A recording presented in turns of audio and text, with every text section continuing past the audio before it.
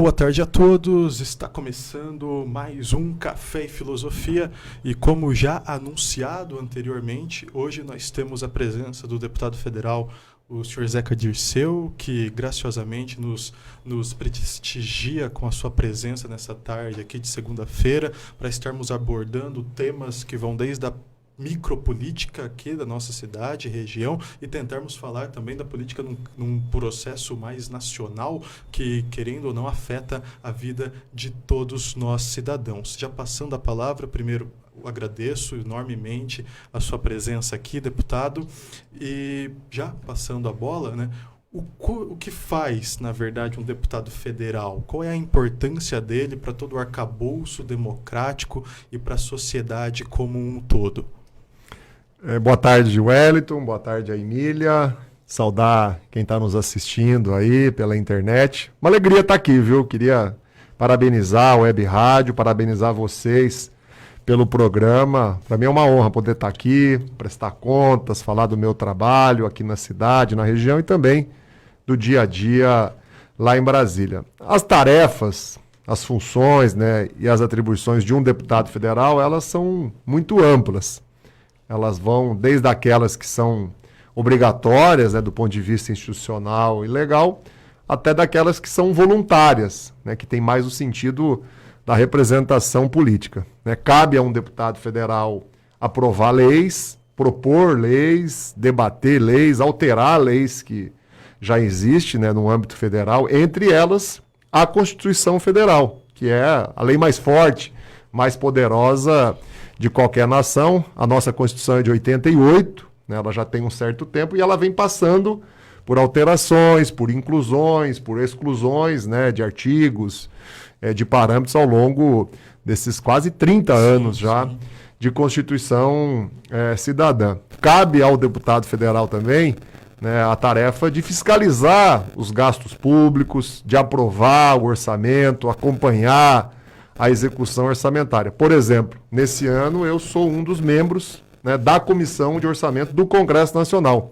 que inclusive é a única que junta deputados e senadores no mesmo ambiente. Eu, desde o meu primeiro mandato, sou membro da Comissão de Educação da Câmara dos Deputados. Inclusive sou um dos poucos paranaenses que se ocupa, né, com essa atribuição que eu acho a das mais nobres. Eu sou apaixonado pela educação, eu acho que é a grande ferramenta que a gente tem para transformar a vida das pessoas.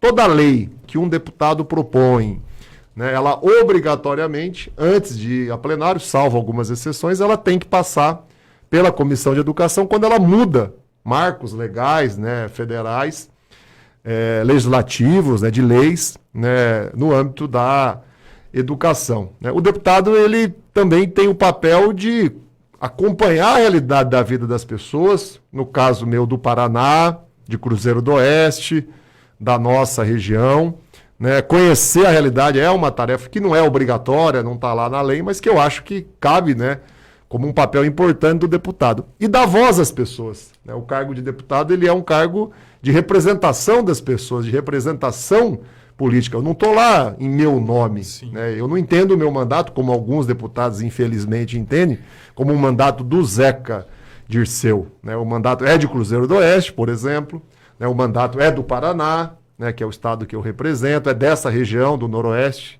região que me viu nascer e que eu moro aqui até hoje, e o mandato ele é do partido, né? Eu só fui eleito porque o meu partido teve uma chapa de 17 candidatos na eleição passada de 2018, nós fizemos 510 mil votos, os 17 candidatos juntos, elegemos 3 deputados pelo partido, e eu sou um deles. Eu não fui eleito só com os meus votos. Aqui nós temos, por exemplo, a Priscila, que é a nossa vereadora pelo PT. Ela foi a mais votada, como eu fui o mais votado em algumas eleições, em outro o segundo, mas ela não foi eleita só com os votos dela. Ela foi eleita com mais de 1.000 votos que o partido e outros dezenas de candidatos tiveram aqui no município. Então, o deputado, ele tem também esse papel, essa tarefa de representar, de dar voz, né, às pessoas, às cidades, às causas, como é a minha causa, a causa da educação, a defesa do SUS, do Sistema Único de Saúde, a defesa de direitos dos trabalhadores, e das trabalhadoras. Então, em breves palavras, né,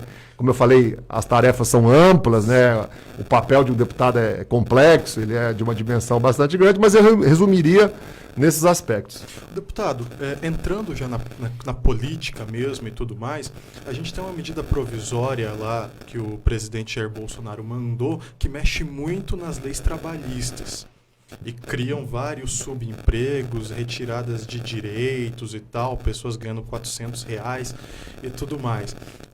Como que o senhor enxerga esse movimento neoliberal que vem há uns 4 anos no Brasil e essa, talvez, falácia, eu posso usar esse termo, de dizer que nós precisamos retirar direitos de pessoas para que possamos gerar emprego, para que possamos fazer com que a economia volte a girar, até aonde nós, daí eu me coloco como cidadão, como povo, precisamos estar pagando essa dívida com o Estado. Essa medida provisória é uma péssima iniciativa, nós nos posicionamos contra desde o início dela e vamos lutar ao máximo para que você não avance mais uma casa nesse processo que, como você já disse, já é de alguns anos, de retirada de direitos. Eu me lembro bem daquele momento que foi aprovada a reforma trabalhista. Eu acho que foi uma das primeiras dessas grandes mudanças negativas que o país vem sofrendo, na verdade, desde o golpe, desde o impeachment, desde ali de 2015 em 2016, né, o Congresso está seguidamente aprovando mudanças nas leis do país que só pioram a vida das pessoas. Tiram direitos, diminuem salários, diminuem oportunidades para que as pessoas possam viver bem, possam conseguir pagar as suas contas e, de um modo geral, ser feliz, né? Essa atinge muitos jovens, sim, atinge muito o primeiro emprego, atinge muito quem está desempregado e vai talvez conseguir um emprego esse ano, ano que vem, ou adiante. E usam, né, de uma mentira e de uma publicidade muito grande que acaba até fazendo com que algumas pessoas que vão ser diretamente prejudicadas acabem aplaudindo a medida. O que diziam na reforma trabalhista e dizem agora novamente nessa medida provisória. Mas vale muito o exemplo da reforma trabalhista, porque ela já tem 5 anos. Olha, se aprovar isso, nós vamos estar modernizando o Brasil. Quem está assistindo deve ter ouvido isso há 5, 6 anos atrás. Se aprovar a reforma trabalhista, como fizeram em 2019 com a reforma da Previdência, o Brasil vai bombar. Todo mundo vai ter emprego, o país vai poder se desenvolver mais, a indústria vai ganhar com isso, o comércio vai ganhar, a agricultura vai ganhar. Quando a gente olha da reforma trabalhista para cá, 5 anos, não aconteceu nada disso. Pelo contrário, aumentou o desemprego, diminuiu os salários, o custo de vida está cada vez mais alto. Quando a gente olha da reforma da Previdência para cá, a gente percebe também que aquela promessa que faziam, eu lembro que o Paulo Guedes pedia, o Bolsonaro pedia, ó, o Brasil tem que dar uma cota de sacrifício, nós vamos ter que se aposentar um pouco mais tarde, vamos ter que pagar um pouco mais pela aposentadoria, mas essa cota de sacrifício, eles diziam isso em 2019, vai valer a pena porque o país vai ter desenvolvimento, o país vai crescer, vai gerar emprego, o Brasil vai dar um salto para o futuro. Tudo mentira, tudo balela, não se comprovou, como não vai se comprovar com essa medida provisória. O que a gente precisa chamar a atenção de quem está assistindo?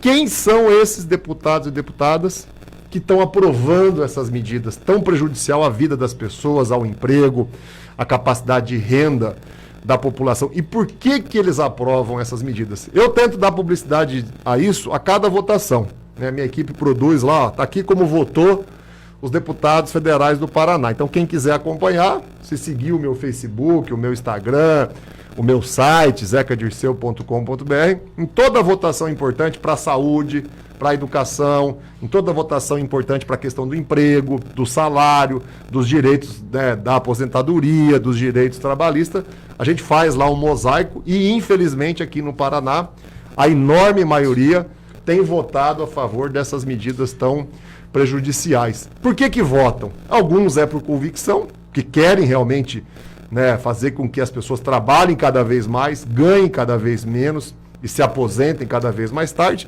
Aí são alguns grandes empresários que têm mandato. E a agenda liberal essa. Né? São alguns grandes latifundiários que têm mandato aqui no Paraná. Mas tem uma parte significativa que vota a favor dessas medidas porque está tendo privilégios.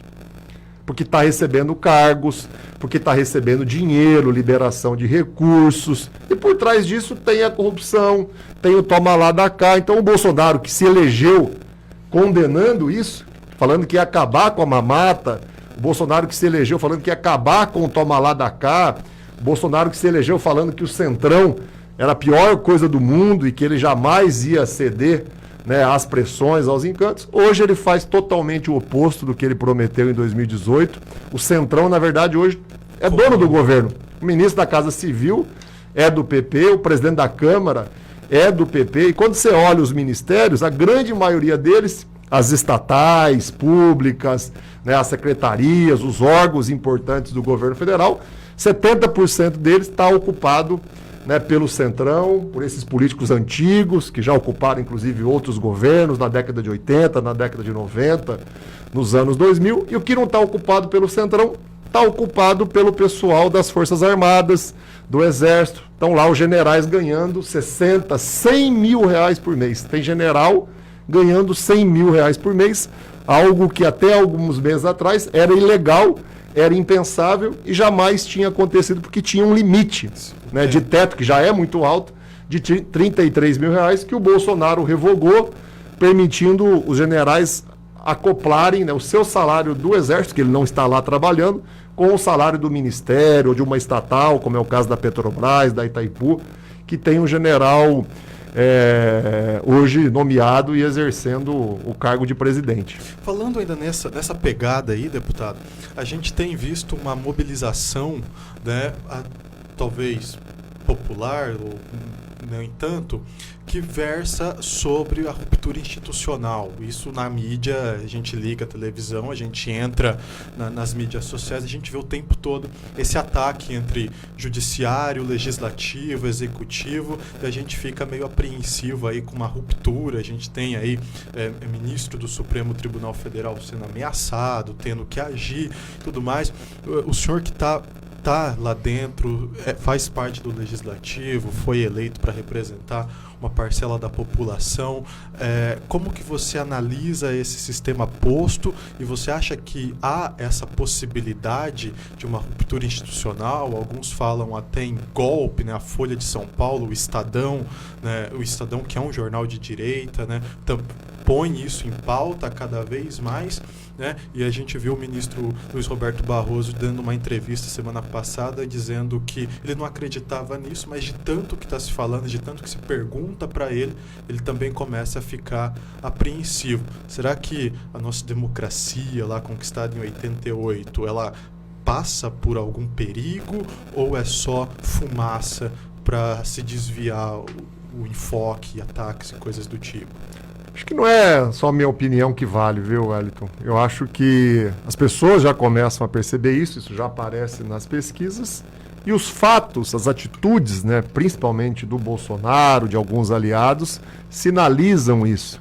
Na verdade, nós tivemos em 2015 e 2016, né, um rompimento da normalidade democrática, né? A presidenta Dilma tinha sido reeleita no voto, de forma limpa, honesta, sem questionamento do ponto de vista de como foi a eleição, e ela foi tirada, né, do poder de 2015 para 2016, mas em 2015 ela já não conseguiu governar, não permitiram a ela governar. O Eduardo Cunha era o presidente da Câmara, com as pautas bombas, criando gastos artificiais para desequilibrar o país, as suas finanças. Então a normalidade democrática ela foi rompida ali em 2016.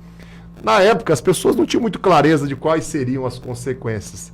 Depois as pessoas foram conhecendo. O Brasil perdeu o pré-sal, o dinheiro que era para ir para a educação, para a saúde, os royalties do foi petróleo mandado para os gringos lá dos Estados Unidos, que tem as grandes petroleiras internacionais, né? Em 2018, houve um outro rompimento da normalidade democrática, né? O candidato que estava em primeiro nas pesquisas, o Lula, né? Hoje se sabe como, né? De uma maneira ilegal, artificial, foi impedido de disputar as eleições e foi preso sem provas, num julgamento ilegal, num julgamento injusto, aonde o juiz, no caso naquela época o Moro, depois veio a ser premiado, né, com o ministério pelo Bolsonaro. E hoje é declarado suspeito pelo próprio o juiz, Tribunal né, Federal. naquela época, né, ao invés de apenas julgar, que é a obrigação legal do juiz, o que ele fez? Ele ajudou a acusação a preparar a acusação que ele mesmo iria julgar, ou seja, ele estava interessado, antes mesmo de saber qual era a denúncia, né, na condenação, no caso do ex-presidente Lula. Né? Hoje a justiça reparou esse erro, né, todas as condenações do Lula foram anuladas, mas isso foi rompendo com a normalidade democrática. O que é o normal na democracia? O povo escolhe no voto, como fez em 2014, elegeu a Dilma, e a pessoa cumpre aquele mandato de 4 anos.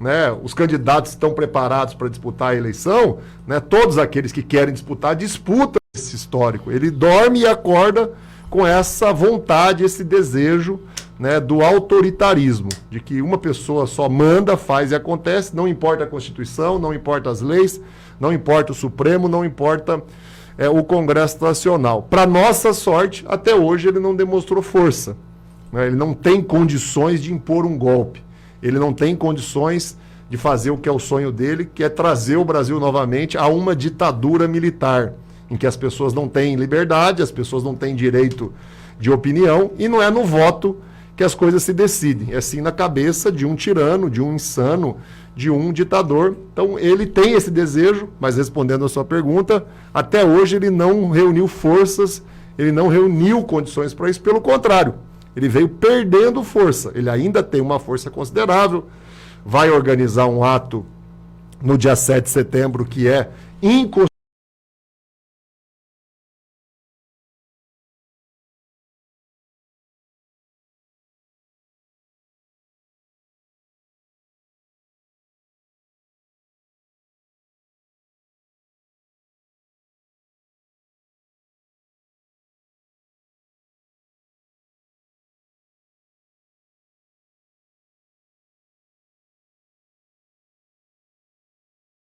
próprios negócios.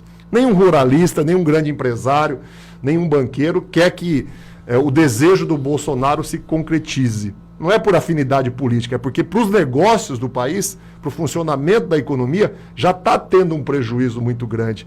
Nós não estamos com o preço dos alimentos disparado por acaso, nós não estamos com o preço do combustível disparado por acaso, nós não estamos com o preço da água e da luz disparado por acaso. É também fruto desse clima de instabilidade, de insegurança, de incerteza, que o Bolsonaro é um gerador consequente.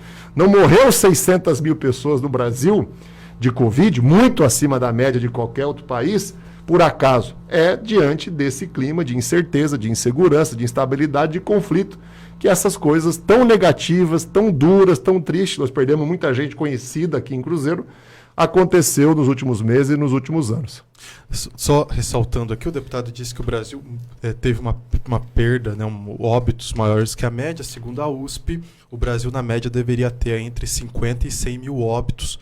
E a gente está falando já na casa de 600 mil, o que é 10 vezes maior do que aquilo que é previsto, né, numa pandemia do tamanho do Brasil. Deputado, o senhor falou sobre o presidente que perdeu força, e demonstra isso, as pesquisas e tudo mais. Isso também ficou claro na votação do voto impresso, né? A PEC do voto impresso, tal, que a Câmara mandou um recado e não aprovou. Para o senhor, isso ainda volta a ser pauta? Essa questão do voto impresso já passou? Ou se o senhor acha que a gente ainda vai ter essa discussão aí até as eleições de 2022? E é uma discussão sem pé, sem cabeça? Porque a gente tem dos melhores sistemas de votação do mundo, né? E por que a gente fica nessa maluquice de voto impresso? Com certeza é uma discussão sem pé nem cabeça. Quem está nos assistindo, com certeza, nunca viu ninguém e nunca se empolgou em questionar o sistema de votação eletrônico no Brasil, que já tem mais de 20 anos e que nunca apresentou fraude, nunca apresentou falha que pudesse interferir no resultado da eleição. Por que o Bolsonaro criou toda aquela polêmica ali durante 15, 20 dias? É uma cortina de fumaça. Eu escrevi um artigo, inclusive, sobre isso, vou passar para vocês, vou passar para quem está assistindo, eu escrevi na semana passada. O Bolsonaro cria situações como essa do 7 de setembro, por quê? É uma cortina de fumaça, é uma maneira que ele usa de distrair as pessoas para tentar preservar esses 20% ainda de apoio popular que ele tem. Porque se ele não fizer isso, isso é na cabeça dele, na tese dele, né? as pessoas vão começar a querer debater o desemprego, as pessoas vão querer começar a discutir os retrocessos na área da educação, as pessoas vão querer começar a discutir o aumento do preço, do custo de vida, a redução dos salários, dos direitos. Então, para que as pessoas não se ocupem, para que o país não debata aquilo que realmente é importante, ele cria uma cortina de fumaça, ele vai criando polêmicas, ele vai falando coisas absurdas, para ir praticamente distraindo uma parte da imprensa, uma parte do Congresso, uma parte do Judiciário, e é uma tática também para livrar ele, os seus filhos, o seu governo, das denúncias e dos casos de corrupção que se acumulam. Até hoje não está explicada a história das rachadinhas, até hoje não está explicada o envolvimento deles com os milicianos, com o crime organizado, até hoje não está explicado o enriquecimento ilícito, a ocultação de patrimônio dele e da família. Eles ficaram milionários fazendo política.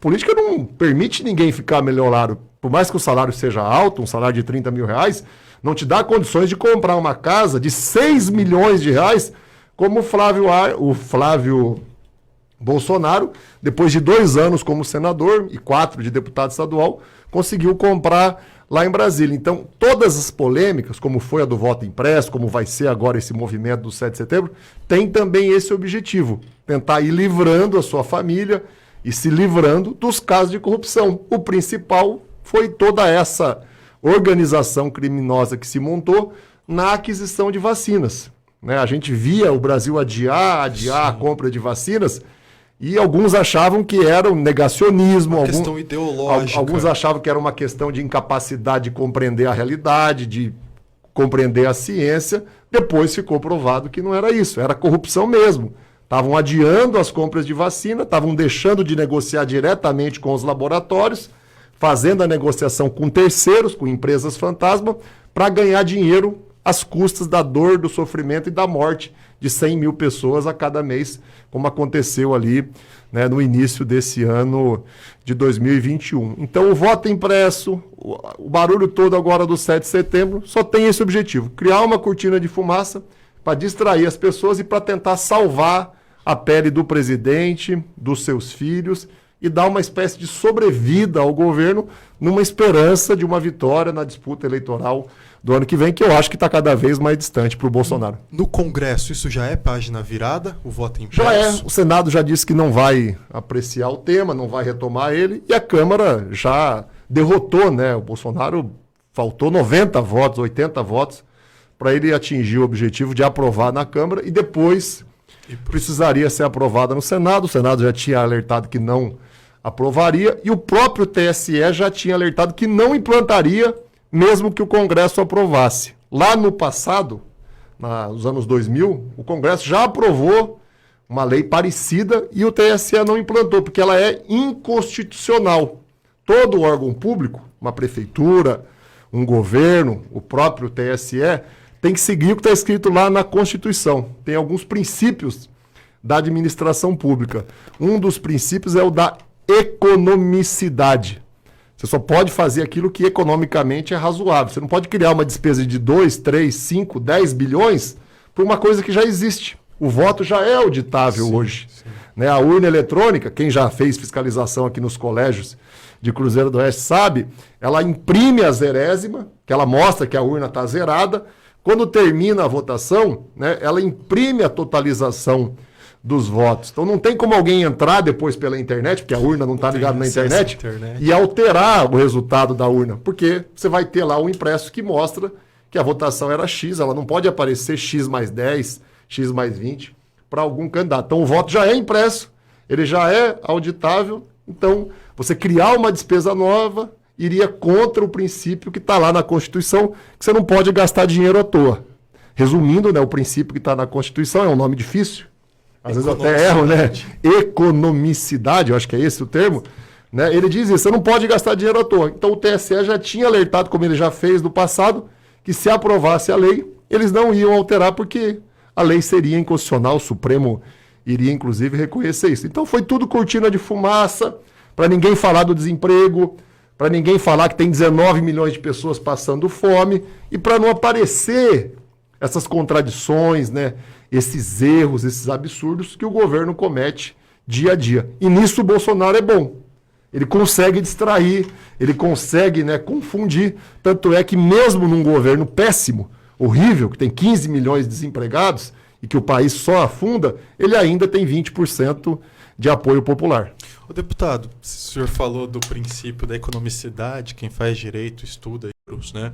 A gente tem um país que fecha a Petrobras no segundo trimestre com 40 bilhões só em lucros e dividendos para os acionistas e faz a gasolina chegar a R$ 7,00, né, no consumidor final, né? Então, assim, o problema não é produção, que a gente produz, né? O problema não é aparentemente econômico no sentido de quem está fazendo, né? Mas a gente continua cada vez mais não tendo condições de ter acesso à carne, ao óleo, ao arroz, à gasolina, né? Por que a gente está nessa antagonia? A gente produz pra caramba e para o povo a gente não tem, né? A gente exporta carne e no Mato Grosso, não sei se o senhor teve acesso, o pessoal fazendo fila para pegar osso no Brasil em 2021, né?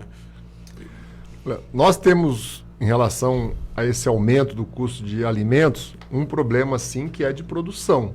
A agricultura familiar, há 4, 5 anos, no período do Temer e no período do Bolsonaro, vem sendo desprezada, vem sendo até perseguida. E quem coloca, de fato, alimento na nossa mesa, se você pensar o que você comeu no café da manhã, se quem está assistindo pensar o que comeu no almoço, não é o agronegócio, não é a grande produção rural, é a agricultura familiar. É o leite, é o pão, é o arroz, é o feijão, são as frutas, as verduras, o frango, o porco, né? Tudo isso é produção da agricultura familiar. Quando o governo para de dar crédito à agricultura familiar, quando o governo desmonta e destrói o Ministério do Desenvolvimento Agrário, que era um ministério que estava lá montadinho, funcionando e cuidando bem da agricultura familiar. Quando o governo, né, destrói os programas de assistência técnica rural, de comercialização, o que acontece? O país começa a produzir menos.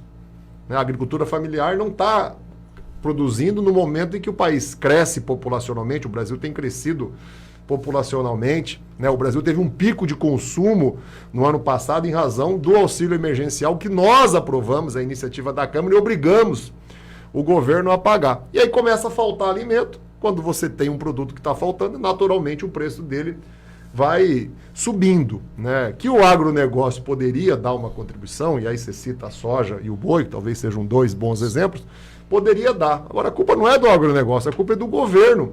O governo tem ferramentas de controle da importação e da exportação. O governo tem, só ele tem, o governo federal, ferramentas cambiais, né, de administrar, tentar conter a alta do dólar, a queda do dólar, justamente para que os preços daquilo que o Brasil exporta não disparem aqui no mercado interno. Então, o Ministério da Economia, o Banco Central, o governo federal tem esse poder, e é só eles que têm, né, de tentar fazer com que os produtos que o Brasil precisa importar também não disparem o preço aqui. O que o Paulo Guedes fez? O que o Bolsonaro fez? Deixaram o dólar ir para as alturas. Daí, para quem exporta, é muito mais prático, muito mais cômodo ganhar dinheiro lá fora, porque estão pagando em dólar lá fora, do que vender aqui e receber em real. Então foi isso que aconteceu com a carne, foi isso que aconteceu com a soja, foi isso que aconteceu. O Brasil acaba não produzindo tanto trigo assim, até importa um pouco, mas foi isso que aconteceu com o milho, né? E o milho, além da gente consumir, o milho serve de ração para a galinha, para o porco, né? Para outras carnes. Então a gente teve um descontrole de preço que não é culpa do produtor apenas, não é culpa do dono, né, do abatedouro de frango, do dono do frigorífico, do dono da fábrica que faz óleo de soja. É culpa maior do governo e da política econômica. Eu já falava em abril de 2019 que o Paulo Guedes, uma hora era tchutchuca, outra hora era tigrão. A gente está vendo isso cada vez mais. Eu acho que eu tive uma premonição em 2019. Mas não é, a gente conhecia a figura. A gente já estava vendo o que ele estava fazendo na reforma da Previdência, né?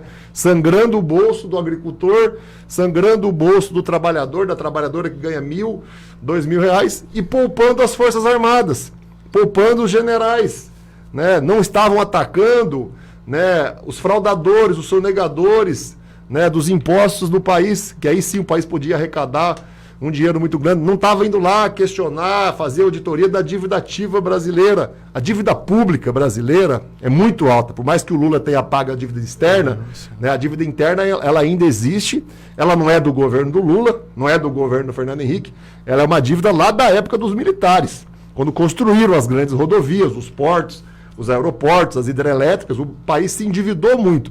Agora essa dívida já foi paga, e ela não é auditada, e o Brasil continua pegando do orçamento nosso todo, em muitos anos, R$1 trilhão e queimando com o pagamento e amortização de juros e de títulos da dívida pública brasileira. Então o Brasil continua sendo um país rico, importante que as pessoas saibam e tenham convicção disso. O Brasil continua arrecadando muitos impostos, né? O Bolsonaro... né, os políticos que derrubaram a Dilma, tentaram criar e conseguiram criar na consciência das pessoas uma ideia que o Brasil quebrou. Não é verdade. Entra na internet e coloca lá, arrecadação de imposto federal, últimos 10 anos, últimos 20 anos, últimos 5 anos. Pode jogar no Google e pesquisar. É uma arrecadação crescente.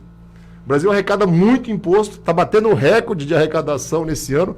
Então, ou seja, o país tem dinheiro. Mas o Paulo Guedes, pactuado com o Bolsonaro, está fazendo o quê? Está pegando o dinheiro seu dos impostos que você paga, está pegando o dinheiro dos impostos de quem está nos assistindo e está colocando na mão dos banqueiros. Está colocando, não é nem na mão dos ricos, na mão dos bilionários, né? Na mão de poucos. E está tirando dinheiro da educação, está tirando dinheiro da saúde, tirou dinheiro da área social, destruiu um programa como Minha Casa Minha Vida, né? Não fez uma ação do ponto de vista do SUS, da vacinação, da aquisição de vacinas, que o país tinha dinheiro para fazer. Sabe, o Brasil, diferente de outros países, tem muito dinheiro. O Brasil, diferente de outros países, tem um sistema como o SUS, que quase nenhum país tem, né, um sistema como o SUS. Nós tínhamos condição ali, já em janeiro, em fevereiro, de ter vacinado toda a população brasileira. Os profissionais de saúde que o Brasil tem, a estrutura que o SUS tem, permite vacinar 3, 4, 5 milhões de pessoas num único dia. O Brasil já fez isso na época daquelas campanhas contra a poliomielite. Então a gente tem potencial, tem dinheiro, tem condição. É óbvio que o Bolsonaro é um irresponsável. É óbvio que ele é um incapaz. É óbvio que ele é um assassino, genocida, quando ele deixou morrer 600 mil pessoas, porque tinha ali um esquema de corrupção que ele era participante tolerante. Ele fez um ofício oficial, né, um documento oficial, fez um ofício se dirigindo ao presidente da Índia para facilitar a intermediação que terceiros estavam fazendo. Então ele não só sabia da corrupção na compra de vacinas, a CPI provou isso, como ele participou do esquema. Já deveria estar preso, já deveria ter sido, né, impeachmentado, né? O governo do Bolsonaro já deveria ter acabado só pelo que aconteceu na pandemia. Ô deputado, e falando em gasolina, né, hoje, se eu não me engano, foi a USP ou a Unicamp, me desculpe se eu estiver enganado quanto à universidade, fez uma pesquisa que 2 em cada 10 profissionais de Uber já vão parar de trabalhar porque não conseguem. Tá mais caro trabalhar do que ficar em casa com o preço da gasolina, que em alguns lugares passa dos R$7 já. E a gente, que nem eu falei, a gente vê agosto agora, a Petrobras fechando o segundo trimestre com um recorde de lucro histórico para os investidores, como o senhor bem lembrou, a maioria americanos, né, pegando esse dinheiro, sem precisar pagar imposto, sem nada, é limpinho, né, os lucros e dividendos deles. Né? Isso vai piorar? A gente tem uma luz no fim do túnel, ou nós, enquanto cidadãos e consumidores, que infelizmente hoje carro já não é mais luxo, né? É um objeto necessário para a vida urbana. A gente tem uma luz no fim do túnel, ou essa administração econômica tende a ficar pior ainda para nós?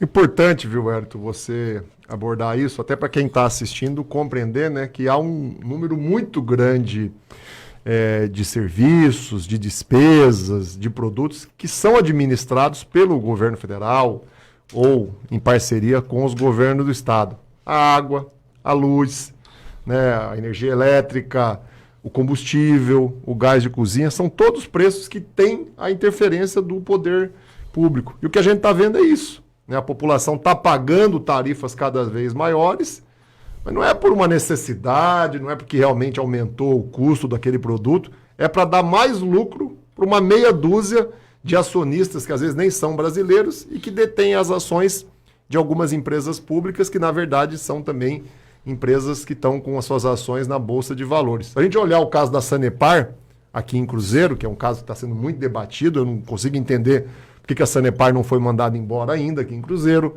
eu não consigo entender se o contrato está vencido há 1 ano, né? Por que já não foi implantado um sistema próprio de água e esgoto, como tem em Itapejara, e a conta é 20% do que é aqui em Cruzeiro, 30% do que é em Cruzeiro. A Sanepar, no ano passado, deu 1 bilhão de lucros. Ou seja, a nossa conta está aumentando, não é porque precisa, não é porque a empresa está tendo prejuízo. A nossa conta aqui de Cruzeiro, do Paraná todo, da Sanepar, está aumentando ano a ano para cada vez mais dar lucro para os franceses que são donos de uma parte da Sanepar. E a mesma coisa acontece com a Petrobras, e você aqui já explicou. Agora, o Bolsonaro é um mentiroso muito talentoso. Ele é craque em fake news. Ele é craque em enganar as pessoas. O que ele fala e repete, e eu vejo que tem gente que acredita, que a culpa é dos governadores. O tal do imposto. Porque os governadores cobram ICMS. Meu Deus do céu, o ICMS já era cobrado há 5 anos atrás.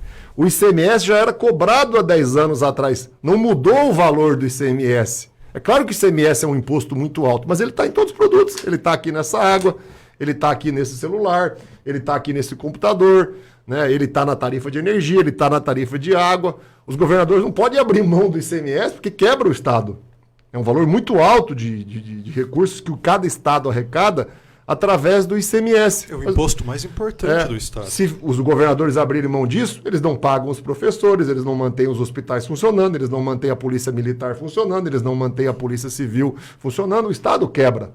Seja o Paraná, ou seja qualquer outro Estado. Mas o Bolsonaro ele fica repetindo, né, uma mentira infinitas vezes, ele está usando ilegalmente dinheiro público, né, para impulsionar fake news, para fazer chegar para as pessoas vídeos, entrevistas que são mentirosas, né? Foi criando uma série de sites, uma série de blogs, foi dando impulso pago para uma série de pessoas que se tornaram personalidades dentro dessa bolha dos 20%, 30% que ainda acreditam no Bolsonaro. E aí as pessoas não vão direto ao ponto onde resolve. Quem é que resolve o preço do combustível? É a Petrobras. Quem é que escolhe o presidente da Petrobras? É o Bolsonaro. Quem é que escolhe os conselheiros, a diretoria da Petrobras? É o presidente da República.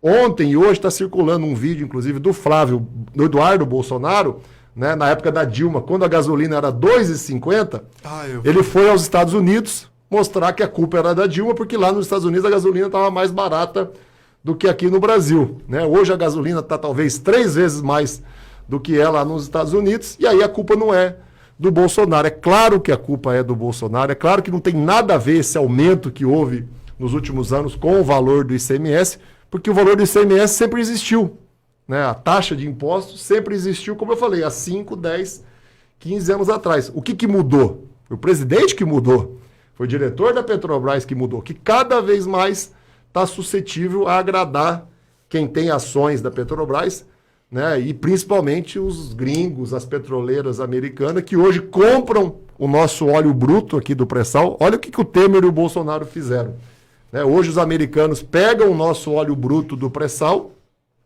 levam para os Estados Unidos, refinam lá nos Estados Unidos, transformam em combustível e depois vendem para o Brasil 4, 5 vezes num preço maior a gasolina do que seria se a gente estivesse produzindo aqui. A Petrobras tem e tinha condição de estar produzindo todo o petróleo do pré-sal aqui, gerando emprego aqui, gerando impostos aqui, gerando riqueza aqui, mas o Brasil, e derrubaram a Dilma para isso, fez essa opção de abrir mão do petróleo e de abrir mão do pré-sal. Boa tarde, deputado. Boa tarde, queridos ouvintes. Deputado, no começo da nossa conversa, o senhor disse que era um representante lá no Senado da área da educação, né? Acredito, não sei se o senhor vai estar muito a par disso, mas aqui para o município, né? Na questão da educação, se estendendo também para o esporte, que é um leque, né? Quais são os projetos e ideias aqui para o município? Eu não sei se a pandemia, né, tem feito ocultar algumas situações, mas a gente sabe que o esporte aqui na nossa cidade está muito precário. Nós temos um querido ouvinte, o Marcos, vamos mandar um abraço lá para ele, que está ansioso, né, por projetos e ideias em relação ao esporte aqui na cidade. Eu acho que o Marcos está correto, né? A nossa cidade pode e deveria investir mais no esporte, e nós já fizemos isso no passado no período em que eu fui prefeito. Tem, é claro, servidores públicos, tem pessoas que estão à frente da área do esporte aqui, que eu respeito muito, são pessoas dedicadas, talentosas. Agora, você precisa ter decisão política, que coloque dinheiro nessa área e que faça ela funcionar. É claro que a pandemia limitou muitas coisas, mas há uma série de investimentos que poderiam estar acontecendo. Alguém me falou, por exemplo, eu já joguei muito basquete e jogo até hoje, que a tabela de basquete do Ginásio Esporte ficou quebrada por muito tempo, ou ainda está quebrada. Eu não vou fazer juízo de valor porque eu não fui lá conferir, eu não consigo. Mas se isso é verdade, é um absurdo, porque a cidade tem dinheiro. A prefeita não comprou um carro zero com 150, 120 mil reais. Estão me dizendo agora que está se gastando com essas réplicas de dinossauro, também 20, 50, 100, tem gente que está falando que é 150 mil reais. O que eu posso falar com tranquilidade? Cruzeiro é um município que tem muito dinheiro. A situação da pandemia no ano passado, o não funcionamento da educação e de outras áreas fez sobrar dinheiro nos cofres do município. Eu tenho mandado as minhas emendas parlamentares aos montes. Só agora, nos últimos meses, caiu R$1 milhão para pavimentar ruas. É inaceitável que a nossa população careça de pequenos investimentos que poderiam estar sendo feitos, mas que gerariam muito impulso em áreas estratégicas como o esporte. Às vezes eu vejo uma pessoa reclamando que precisou de um atendimento na área da saúde e não conseguiu, seja um exame, uma cirurgia, seja um medicamento. É inaceitável que isso aconteça. É inaceitável que a gente ainda tenha ruas com buraco. É inaceitável que a gente ainda tenha estradas rurais que não estão totalmente adequadas, se o município está com dinheiro sobrando. Então, o que eu poderia falar em relação ao esporte é isso. E é claro que, da minha parte, há uma disponibilidade muito grande para acolher qualquer projeto. Se tem um projeto, seja no esporte, seja na educação, seja em outra área, que depende de muito dinheiro, como era o caso da pavimentação, R$1 milhão não é pouco dinheiro, e precisa de uma emenda parlamentar, é claro que eu vou ser o primeiro a defender isso, a articular em Brasília e a viabilizar, como a gente viabilizou muito dinheiro no ano passado para a área da saúde, em 2019 é a mesma coisa, Não há da minha parte nenhuma restrição e nenhuma dificuldade. Agora, essas questões do dia a dia, de fazer a educação funcionar, de fazer a saúde funcionar, de fazer o esporte funcionar, a cultura funcionar, para mim falta vontade política, falta decisão política e falta pegar a riqueza do município, os impostos que o município recebe, os recursos que o município recebe e canalizar para aquilo que de fato é importante. Eu sou um crítico, eu acho que o dinheiro do município não está sendo usado de maneira adequada, E há muitas despesas mal explicadas. Não há transparência, não há um processo permanente de prestação de contas, nem quando um vereador questiona. Eu estava agora com a vereadora Priscila, reunido com o pessoal da Sobarco. E aí acabou a reunião, conversei um pouco com a Priscila, ela falava de um requerimento que ela já fez há muito tempo atrás e que a prefeitura se nega a responder. Quando eu fui prefeito, eu tomava a iniciativa. Eu ia aos bairros, 80 vezes por ano, 60 vezes por ano, dependendo do ano, fazer uma audiência pública de prestação de contas. E eu ia além disso, eu fazia o orçamento participativo. Era a população que decidia o que era prioridade. Se o esporte é prioridade, a pessoa ia lá na reunião defender o tipo de investimento que ela acha que tem que ter no esporte. Eu dava essa oportunidade para a população. E eu acho que isso deveria ser assim sempre. Quem ocupa cargo público tem que prestar contas, e quem ocupa cargo público e é inteligente tem que dividir com a população a decisão de como gastar os recursos públicos. Se é verdade que gastaram ou vão gastar, por exemplo, R$150 mil com esses bonecos de dinossauro, por que a população não foi ouvida antes? Por que não se debateu se isso realmente é a maior prioridade? Eu não tenho nada contra fazer um boneco, eu não tenho nada contra em aproveitar e impulsionar esse fato histórico dos dinossauros aqui na cidade. Eu não tenho nada contra comprar um carro para a prefeitura. Agora, o que me contraria, o que eu acho que incomoda uma parte grande da população, tanto é que a prefeita teve poucos votos na eleição dela, é as coisas serem feitas escondidas. Não haver um processo democrático de debate, de construção de como o dinheiro público é gasto. Na hora de arrecadar, o povo contribui. E na hora de gastar, a prefeita decide sozinha. É um direito que ela tem, inclusive. Mas eu acho que é um equívoco sem tamanho. Por isso que tem áreas importantes do município que toda hora a gente vê alguém reclamando a gente vê alguém questionando porque não está sendo atendido do jeito que o cidadão acha que tem que ser atendido. Não sou eu que estou reclamando. É a pessoa, né? É o cidadão, como é nesse caso do esporte. E eu repito mais uma vez, Cruzeiro tem servidores públicos maravilhosos, talentosos, comprometidos. A equipe da administração municipal tem pessoas maravilhosas, talentosas, comprometidas. Uma grande parte, inclusive, trabalhou comigo. Eu escolhi para trabalhar comigo quando eu era prefeito. Mas falta decisão política, falta comando e falta humildade para, antes de desgastar, ouvir a população. O que de fato a população quer. No que é importante fazer os investimentos.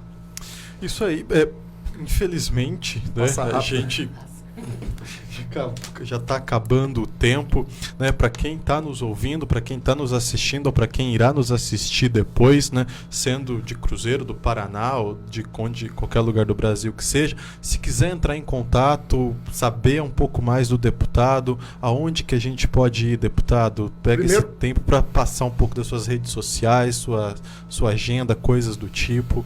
Primeiro eu tenho o meu escritório regional aqui do Paraná, né, que administra o mandato, cuida das questões de todo o estado. Ele está localizado aqui em Cruzeiro do Oeste. Quem está assistindo talvez já passou ali, né, ao lado da rodoviária, ali ao lado da Heliofarma, fica o nosso escritório regional aqui do estado do Paraná, né, a Rosária, que foi nossa candidata a prefeita, está lá junto com a equipe, atendendo muita gente. Eu fui hoje rapidinho lá participar de uma reunião, tinha gente entrando, saindo, participando, né? Eu não sou daqueles que some e desaparece depois da eleição. E eu utilizo muito as redes sociais. Eu tenho um perfil no Facebook, no Instagram, tenho perfil no Twitter, tenho perfil no YouTube. E muita gente aqui de Cruzeiro acaba dialogando com a gente através das redes sociais. A gente tem os grupos no WhatsApp. Quem quiser participar pode pedir para participar. O senhor se considera um político de fácil acesso para o povo? De muito fácil acesso. Eu contei um pouco aqui do orçamento participativo e da maneira como eu agia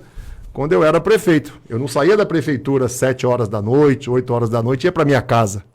Eu ia lá para o bairro Guarani fazer uma audiência pública 3 vezes ao ano, às vezes 4 vezes ao ano, para debater com a população. Fazia isso no Jardim Cruzeiro, fazia isso no Conjunto Planalto, fazia isso de um modo geral, em todas as regiões da cidade. Como deputado, é claro que eu não posso ficar todos os dias aqui em Cruzeiro, a minha casa é aqui, eu vivo aqui, mas eu tenho que percorrer, né, o estado todo, porque senão vai chegar a eleição no ano que vem e eu não me reelejo. Então não adianta eu estar aqui todo dia, agradando as pessoas, conversando com as pessoas, e daí a cidade não ter mais um deputado federal, seria um suicídio político, né? Mas a maior parte do tempo eu fico aqui. Algumas pessoas acabam me encontrando na rua, conversando, pedindo, sugerindo. Muita gente tem o meu WhatsApp, às vezes não tem o meu, mas tem o da Priscila, que é a nossa vereadora do partido, tem o da Rosária, ou a pessoa está lá no nosso grupo de WhatsApp. Então eu acabo interagindo com muita gente, tenho visto muita reclamação, uma insatisfação que não é desse ano, não é do ano passado por causa da pandemia.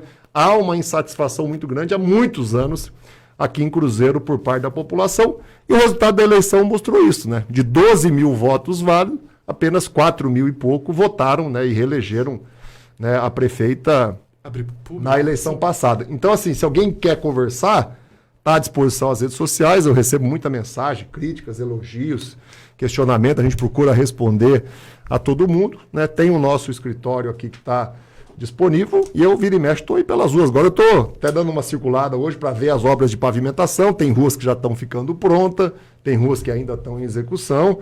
Eu destinei R$1 milhão, eu acho que é justo, é necessário, claro, que eu acompanhe, fiscalize, divulgue, né? Hoje eu vou fazer um pouco disso também agora na parte da tarde. Deputado, a gente pode abrir só uma para o público? É só uma pergunta aqui para o público. Nosso querido amigo Marcos, inclusive, eu acho que ele está sedento para batizar aquela nossa quadra. Nós temos a felicidade de morar em frente à quadra nova, né, a pista de atletismo, isso, né? E ele, acho que ele tá louco para batizar aquela quadra, né, Marcos?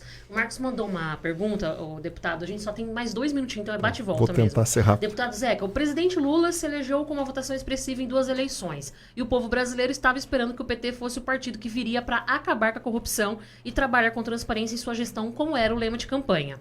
Após alguns escândalos, como Mensalão e Petrolão, entre outros, você acredita que o Partido dos Trabalhadores perdeu a confiança de grande parte da população por não admitir seus erros enquanto governava? Essa é a tal da autocrítica, né? Muita gente fala dessa autocrítica que o PT precisa fazer, né?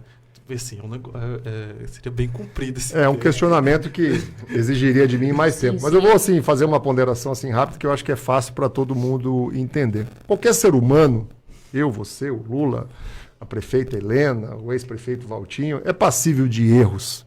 E a gente comete erros. Eu cometi erros quando eu era prefeito e tive, na época, a humildade de reconhecer, muitas vezes, no mesmo momento. Qualquer governo, aí ainda mais, é passível de erros. Agora, é passível também de acertos. Né? Eu percebo que a população de Cruzeiro reconhece que eu acertei muito mais do que eu errei. Senão as pessoas não teriam votado em mim. Né? Faz 6 eleições seguidas que eu tenho a imensa maioria dos votos, sempre acima de 50%. Né? O ex-presidente Lula, né, com certeza cometeu erros, agora ele cometeu muitos acertos. O Brasil crescia, distribuía a renda, ele tentava a todo tempo pacificar o país e não colocar fogo no país.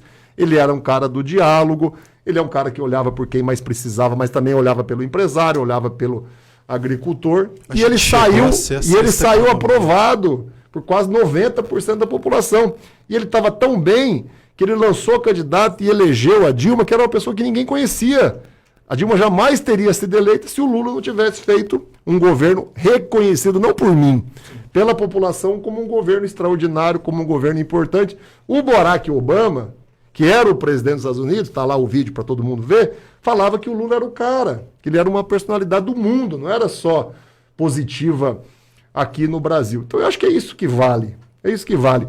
Corrupção, problema de ilegalidade, tem em todo lugar. Tem nas empresas, tem nos governos, tem no Brasil, tem nos Estados Unidos, tem na Europa. O que o Lula fez, está feito. Criou a Controladoria Geral da União para fiscalizar os gastos públicos que não existia antes. Deu liberdade e autonomia ao Ministério Público Federal, diferente do que o Bolsonaro faz hoje. O Bolsonaro escolhe um amigo dele para ser o Procurador-Geral da República. Engavetador. O Lula escolheu, né, podemos dizer entre aspas, um inimigo. Era quem os promotores do Brasil inteiro, do Ministério Público, diziam ser o mais adequado, que o Lula ia lá, sem discutir se gostava ou não gostava do cara, e nomeava. Né, o Lula nunca atacou a imprensa, nunca atacou os jornalistas, nunca atacou o judiciário quando ele era presidente, nunca tentou fechar o Supremo, nunca tentou fechar o Congresso. Ou seja, era possível, na época do Lula, fiscalizar, né, punir quem comete delitos, quem comete corrupção. O que o Bolsonaro está fazendo hoje é o contrário. Ele está o tempo todo atentando contra as instituições porque está investigando o filho dele, porque está investigando ele, porque está questionando a compra de vacinas. Né? Ele pede o fechamento do Congresso, ele ataca os senadores, ataca o Supremo, porque a CPI mostrou a verdade em relação à compra das vacinas. Então eu acho que tem uma diferença enorme. Né? E como eu falei, nós somos seres humanos, somos passíveis de erros. O Lula não estaria liderando hoje as pesquisas com bastante folga.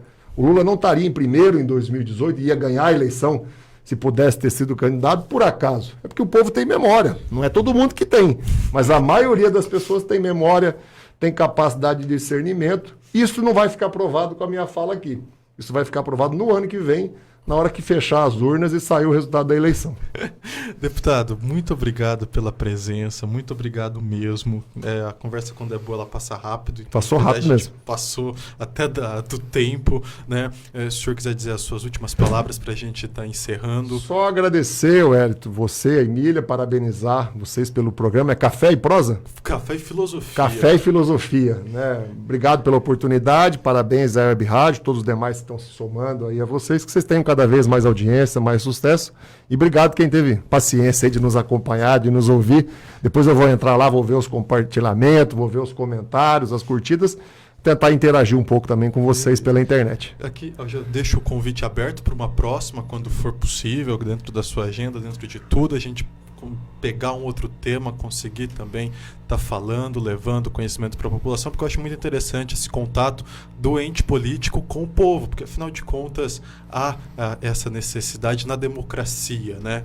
Então assim, pessoal, muito obrigado a todos que nos assistiram, todos que estão nos ouvindo, todos que nos assistirão depois no YouTube. Até a próxima e tchau!